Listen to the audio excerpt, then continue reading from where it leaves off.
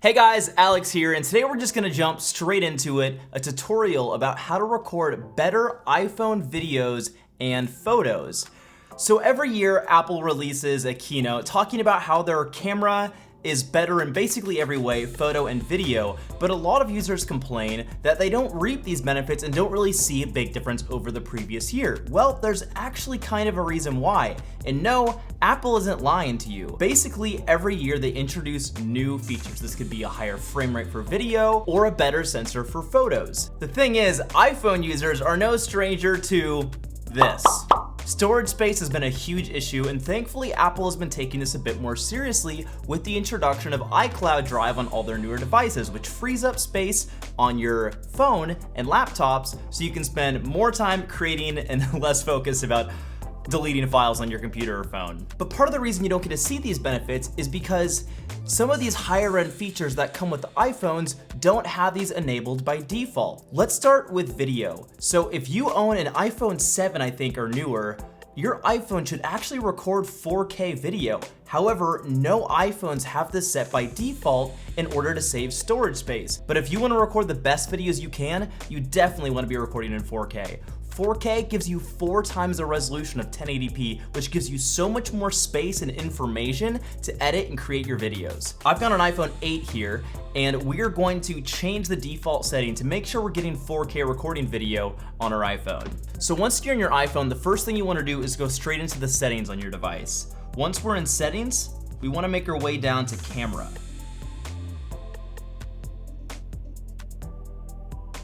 Once you're in camera, you'll see that it says record video and record slow-mo. So the first thing we want to do is go into record video.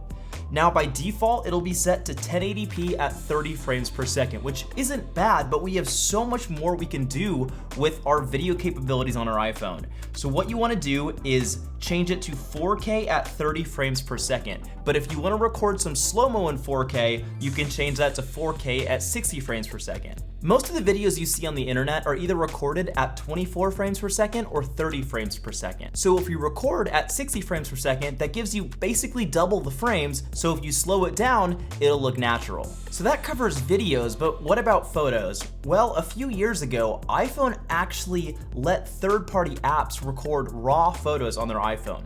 And what that means is it's an uncompressed image.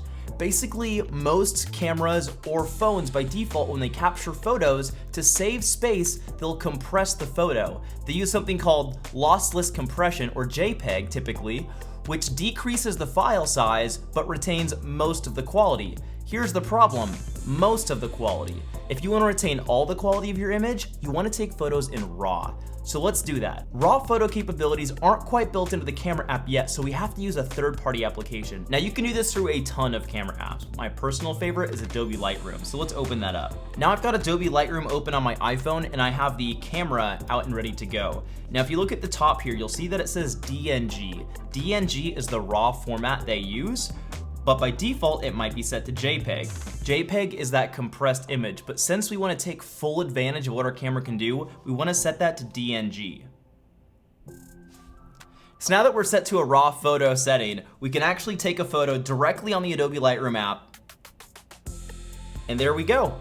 That's a raw photo. We can open it up, edit it, export it to our camera roll, and do whatever we want. Now don't get me wrong, most of the photos you share on the internet, you are going to compress before you upload them, but I always like to start with as much information and quality as possible to begin with, because you can always decrease, but you can't increase later. Now those are just 2 simple ways you can record better photos and videos on your iPhone. Now if you like this video, you like the tutorial kind of format, let me know in the comments below, and if you like this video, don't forget to subscribe, turn on those post notifications, and give this video a like. Alright guys, take care, and I'll see you in the next one. Peace!